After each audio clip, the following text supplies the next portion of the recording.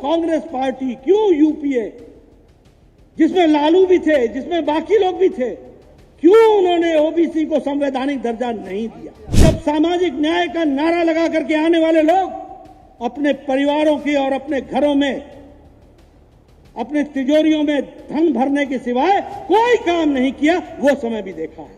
आजकल बहुत ज्यादा चर्चा हो रही है बैकवर्ड ओबीसी। याद कीजिए, कांग्रेस पार्टी को क्या नैतिक अधिकार है? कांग्रेस पार्टी ने काका कालेलकर का रिपोर्ट बताइए, उसको रिजेक्ट किया था कि नहीं किया था? मंडल कमीशन लगाया, मंडल कमीशन की रिपोर्ट आई, इंदिरा गांधी और राजीव गांधी दोनों रिपोर्ट पर बैठे रहे कि नहीं बैठे रहे? जब सुप्रीम कोर्ट ने कहा कि ओबीसी को केंद्रीय सर्विस में नौकरी मिलने रिजर्वेशन होना चाहिए, तब जाकर के रिजर्वेशन 1995-96 में। मैं ही स्वास्थ्य मंत्री था, नीतीश बाबू से मांग के थक गया। मंगल बाबू बैठे यहां पर, जमीन दे दो, जमीन दे दो, जमीन दे दो। बोले मेडिकल कॉलेज के ऊपर ही बना दो। मैंने कहा नहीं, मुझे नई जगह चाहिए। मैं ये कहता हूं, आप बताइए, पिछले 10 साल यूपीए की सरकार में ये नारी सशक्तिकरण विधेयक ये पार्लियामेंट में पड़ा रहा कि नहीं पड़ा रहा? किसी ने इसको सुध ली? प्रधानमंत्री मोदी जी ने 3 दिन के अंदर नारी शक्ति वंदन विधेयक ला करके उनको रिजर्वेशन देने का काम किया, तो प्रधानमंत्री मोदी जी ने किया। मैं महिलाओं को बधाई देता हूं, मैं नारी शक्ति को वंदन करता हूं। एक बहुत बड़ा कदम उठाया गया है और आगे चल करके आपको खुशी होगी कि 2029 में जो पार्लियामेंट बनेगी और जो विधानसभाएं 27 के बाद बनेंगी, उसमें महिलाओं को आरक्षित सीट से चुन के आने का मौका मिलेगा। इस तरीके की परिस्थिति, इसलिए जब मैं कहता हूं गांव, गरीब, वंचित, पीड़ित, शोषित, दलित, महिला, युवा, सबके लिए काम करने का काम प्रधानमंत्री मोदी जी ने किया है। अभी आजकल बहुत ज्यादा चर्चा हो रही है बैकवर्ड ओबीसी। हम वो लोग हैं, और कैलाशपति मिश्र जी उन लोगों में से हैं जिन्होंने ओबीसी की लड़ाई को धरती पर अपने नेतृत्व में लड़ा। और कहने के लिए नहीं कह रहा हूं, याद कीजिए कांग्रेस पार्टी को क्या नैतिक अधिकार है?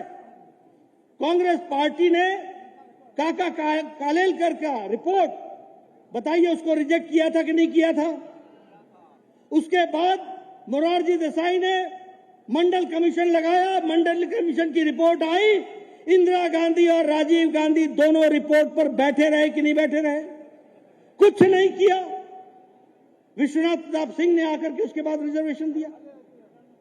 और आपको जानकर के आश्चर्य होगा कि 1992 के बाद 1992 में जब सुप्रीम कोर्ट ने कहा कि ओबीसी को केंद्रीय सर्विस में नौकरी मिलने रिजर्वेशन होना चाहिए, तब जाकर के रिजर्वेशन 1995-96 में हुआ।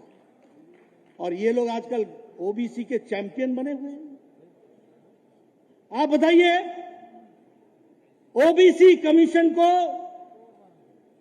संवैधानिक दर्जा देने का काम नरेंद्र मोदी जी की सरकार ने किया कि नहीं किया? क्यों कांग्रेस पार्टी, क्यों यूपीए, जिसमें लालू भी थे, जिसमें बाकी लोग भी थे, क्यों उन्होंने ओबीसी को संवैधानिक दर्जा नहीं दिया? आज ओबीसी की बात करते हैं। मैं ये सारी बातें आपके सामने इसलिए रख रहा हूं कि मोदी जी के नेतृत्व में जिस तरीके से ओबीसी की चिंता की गई है, ओबीसी को आगे बढ़ाने का काम किया है, वो हम सब लोगों को ध्यान में रखना चाहिए। मैं बिहार की बात भी करना चाहूंगा। मेरा बिहार से लंबा संबंध रहा है। मैंने बिहार को मुसीबत में देखा है।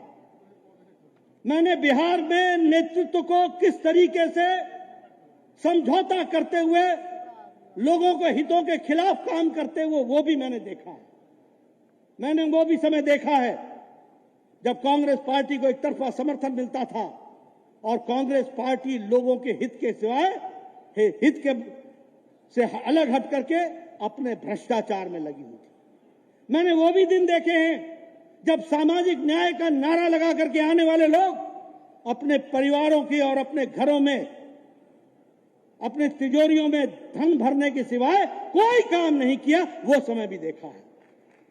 लेकिन मैं ये गौरव के साथ कह सकता हूं कि भारतीय जनता पार्टी के नेतृत्व ने बिहार को हमेशा मुख्य धारा में लाने में कोई कसर नहीं छोड़ी है। ये बात मैं गौरव के साथ कह सकता हूं। आप बताइए, पहला All India Institute of Medical Sciences Bharat Ratna स्वर्गीय अटल बिहारी वाजपेयी जी ने दिया था कि नहीं दिया था? आप बताइए, दूसरा all India Institute of Medical sciences Darbhanga में नरेंद्र मोदी जी ने दिया कि नहीं दिया? मैं ही स्वास्थ्य मंत्री था, नीतीश बाबू से मांग मांग के थक गया। मंगल बाबू बैठे यहां पर, जमीन दे दो, जमीन दे दो, जमीन दे दो। बोले मेडिकल कॉलेज के ऊपर ही बना दो। मैंने कहा नहीं, मुझे नई जगह चाहिए। नहीं दी जगह। आज भी भारत सरकार का all India Institute of Medical sciences Darbhanga के लिए पैसा रखा हुआ है। जैसे ही आगे काम शुरू होगा उसको पूरा किया जाएगा, ये हम आपके सामने बताएंगे। आप बताइए, प्रधानमंत्री मोदी जी ने 1000 करोड़ रुपए 5 मेडिकल कॉलेज बनाने के लिए दिए कि नहीं दिए? आप बताइए, 6 सुपर स्पेशलिटी ब्लॉक के लिए आपको 1000 करोड़ रुपए, 2000 करोड़ रुपए से ज्यादा दिया कि नहीं दिया? यहां 2 पूर्व मंत्री बैठे हैं, अश्विनी चौबे जी और मंगल पांडे जी, पूछिए इनसे। केंद्र सरकार ने दिया। क्या आप डिजिटल मार्केटिंग और अपने बिजनेस का ब्रांड प्रमोशन करवाना चाहते हैं? क्या आप इवेंट कवरेज करवाना चाहते हैं? क्या आप डॉक्यूमेंट्री फिल्म बनवाना चाहते हैं? तो जल्द ही दिए गए नंबर पर संपर्क करें।